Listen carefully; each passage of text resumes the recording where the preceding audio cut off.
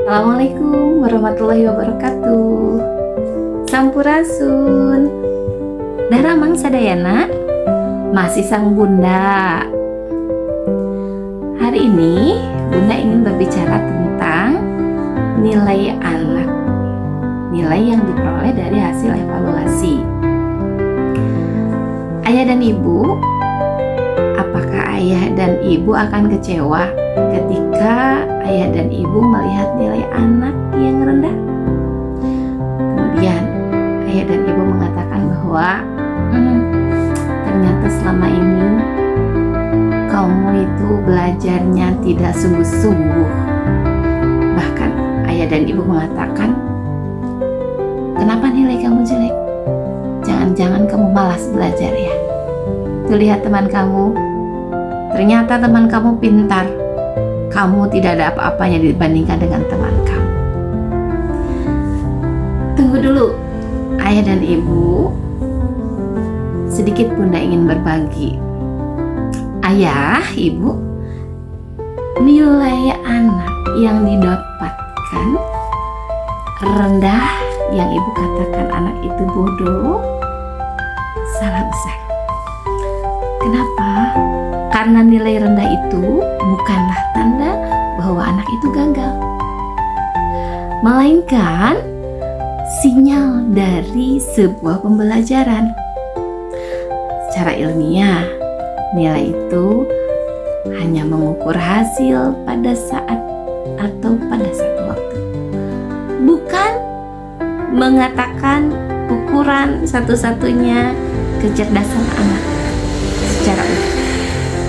Nah, bisa jadi pada saat pengambilan ukuran atau evaluasi anak dalam keadaan lelah, anak dalam keadaan cemas, atau misalkan belum cocok dengan cara belajarnya, atau bahkan anak belum matang secara perkembangan. Ya, seperti itu. Ya.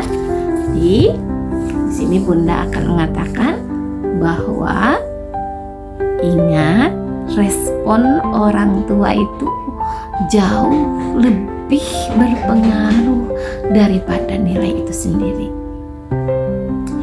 Nah, anak yang dimarahi ketika nilainya jelek itu akan takut belajar karena merasa berada di bawah tekanan. Kemudian ketika anak nilainya jelek dimarahi, justru anak akan merasa takut untuk mencoba kembali. Maka mama, bapak, ayah, ibu, yang anak-anak butuhkan itu bukanlah kemarahan, melainkan anak butuh untuk ditemani, anak butuh untuk difahami, anak juga butuh untuk didampingi. Supaya apa? Anak berani, kemudian anak mau memperbaiki diri.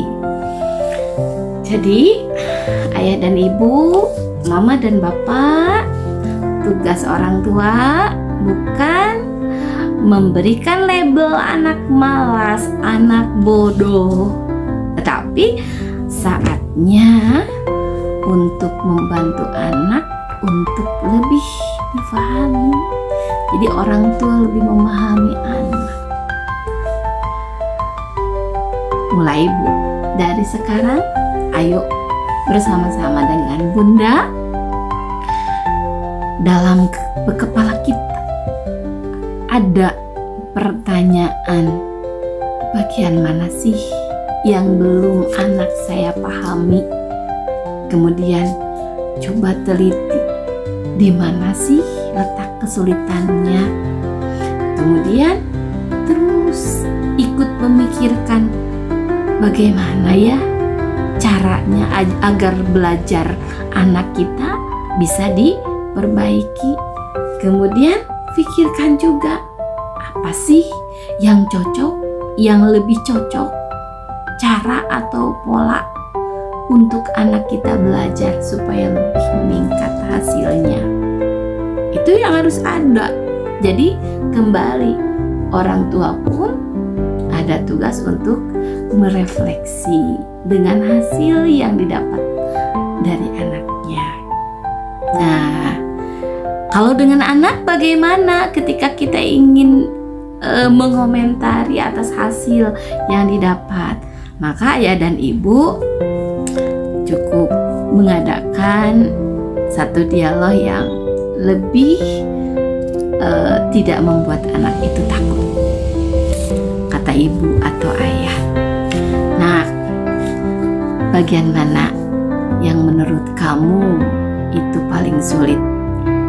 Atau misalkan, ayo kita mengingat kembali ketika kamu belajar, bagian mana yang membuat kamu itu berpikir sangat keras, kemudian kamu juga ingin memperbaikinya.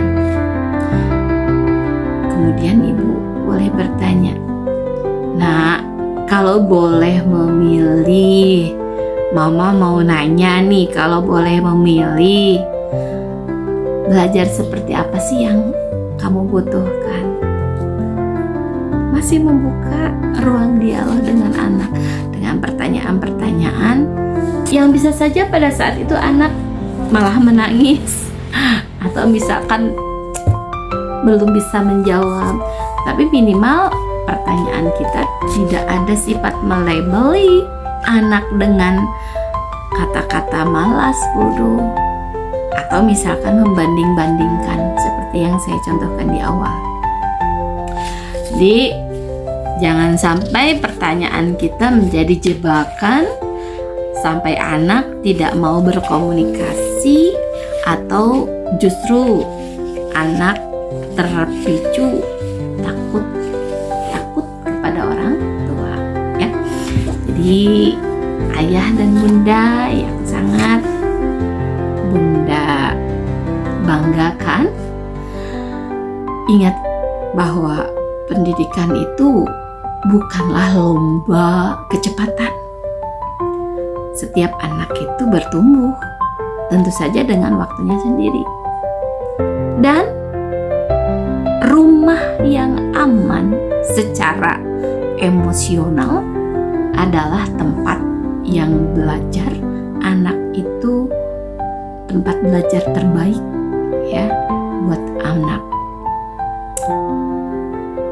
Ibu-ibu atau ayah-ayah, ya, nilai boleh rendah hari ini asal semangat belajar tetap dijaga.